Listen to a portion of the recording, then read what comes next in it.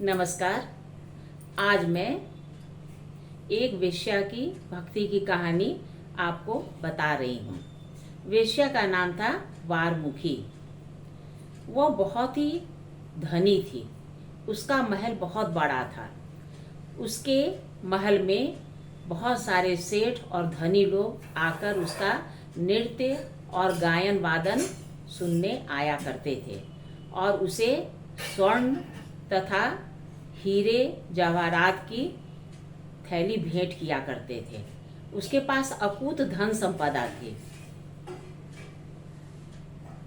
श्री वार जी का कोई भी सगा संबंधी नहीं था। जब से उसने होश संभाला था तब से इसी महल में उसने अपने आप को पाया था और उसे नृत्य तथा गायन वादन की शिक्षा दी गई थी, जो उसने पेशे के रूप में अपना रखा था। कभी कभी वो बहुत ही बेचैन हो जाती थी। उसके मन में होता कि काश मैं भी किसी घर की लक्ष्मी होती और मेरे भी बच्चे होते। यह सोच वो कभी कभी बहुत ही दुखी हो जाती थी। वह श्री रंगनाथ जी की सेवा किया करती थी, पूजा अर्चना किया करती थी। कभी कभी वह अपने मन की बातें श्री रंगनाथ जी को सुनाया करती थी और सोचती थी कि मैंने अपने पिता को अपनी सारी बातें बता दी है। श्री रंगनाथ जी मेरी इच्छा अवश्य पूरी करेंगे। एक दिन वह महल में दोपहर में विश्राम कर रही थी। उसी समय उसे अपने महल के बाहर गाने और कीर्तन करने की आवाज़ आई। उसे आश्चर्य हुआ कि उसके महल के पास सभ्य लोग क्या, महात्मा भी नहीं आके फटकते हैं, कोई भी नहीं फटकता है, यहाँ कौन आ गया। उसे बड़ा आश्चर्य हुआ। उसने उत्सुकतावश खिड़की से बाहर झांका तो देखा कि महल के पीछे एक बड़ा सा छायादार पेड़ था और वहाँ पर एक कुआं था। कुछ सन्यासी लोग वहाँ से गुजर रहे थे। उन्होंने जब छायादार वृक्ष को देखा तो सोचा क्यों न यहीं पे सुस्ता लिया जाए। वे प्यासे भी थे और उन्हें भूख भी लगी थी, तो उन्होंने वहीं पर अपना डेरा डाल दिया।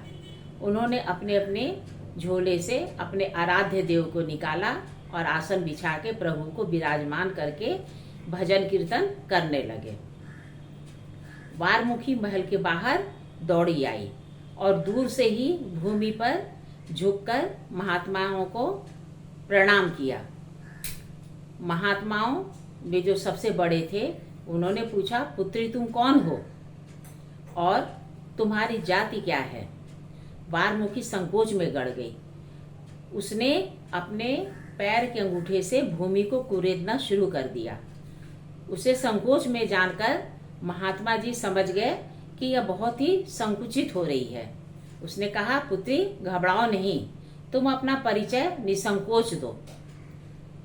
तो वारमुखी ने सहमते हुए कहा कि महात्मा जी मेरा नाम वारमुखी है, मैं पेशे से वेश्या हूँ और मैं अछूत हूँ।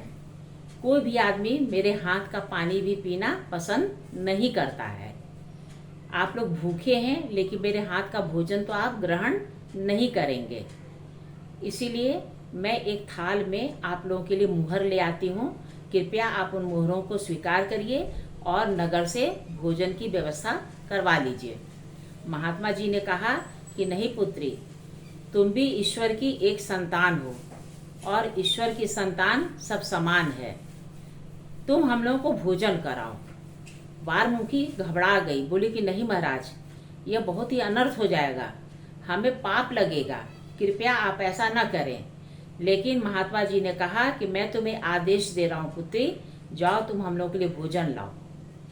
अब वारमुखी परेशान हो गई, कैसे वो भोजन दे। अचानक उसे याद आया कि महल में फल की परात रखी है। वह दौड़ कर गई और परात उठा के ले आई और महात्मा जी को दूर से ही दे दिया। फिर दौड़ कर गई महल में और सोने चांदी की मुहर की थैली उठाकर ले आई और कहा कि महाराज इसे भी स्वीकार करिए। तो महात्मा जी ने कहा कि पुत्री, हम सन्यासियों को इस धन से कोई लेना देना नहीं है, तुम इस धन की थाल ले जाओ। तो कहा कि नहीं महाराज, मेरे महल में बहुत धन संपदा है, कृपया आप इसे स्वीकार कर लीजिए। इस पर महात्मा जी ने कहा कि ठीक है, तुम्हारे पास अकूत धन संपदा है, तो इस धन संपदा से तुम एक रत्न जटित मुकुट तैयार करो और उसे श्री रंगनाथ जी को भेंट करो मंदिर में ले जाकर। इस पर वारमुखी ने कहा कि महाराज, मंदिर में तो मुझे कोई प्रवेश ही नहीं करने देगा, मैं अछूत हूँ। तो स्वामी जी ने कहा कोई बात नहीं, तुम पहले मुकुट तो तैयार करवाओ, जब तक मुकुट तैयार नहीं होता है तब तक मैं यहीं रहूंगा।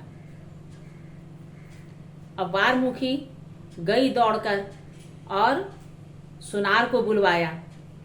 सुनार ने 6-7 दिन में मुकुट तैयार कर लिया। तब तक महात्मा जी वहीं रुके रहे अपने संगी साथियों के साथ और वारमुखी के घर का भोजन करते रहे। जब रत्न जटित मुकुट तैयार हो गया तो वारमुखी बहुत ही चहकते हुए लाई और उसे महात्मा जी को दूर से दिखाया। महात्मा जी ने कहा कि चलो पुत्री, तुम मेरे साथ श्री रंगनाथ जी के मंदिर में चलो। वेश्या डर गई, बोली कि नहीं नहीं, पुजारी मुझे मार डालेंगे, मुझे मंदिर में प्रवेश करने नहीं देंगे। तो महात्मा जी ने कहा कि चलो, मैं अपने संगी साथियों के साथ चलता हूँ, तुम आगे आगे चलो। उन्होंने मंदिर के प्रधान पुजारी को बुलाया और कहा कि वारमुखी अपने हाथों से श्री रंगनाथ जी को मुकुट पहनाएंगी। पुजारी ने महात्मा जी की बात मान ली। जैसे ही वारमुखी ने मंदिर में प्रवेश किया तो देखा कि श्री रंगनाथ जी की मूर्ति झुक गई और जैसे ही वारमुखी ने मुकुट बढ़ाया, श्री रंगनाथ जी की मूर्ति ने मुकुट को अपने सिर में पहन लिया। सब आश्चर्यचकित हो गए। इसलिए कहते हैं कि भक्तों के वश में है भगवान। आप प्यार करके तो देखिए, आप विश्वास करके तो देखिए, ईश्वर आपकी ओर सहज ही खींचे चले जाएंगे। अब बताइए ये कहानी आपको कैसी लगी? अगर अच्छी लगी हो तो प्लीज़ इसे लाइक और सब्सक्राइब कर मेरा उत्साहवर्धन कीजिएगा। नमस्कार।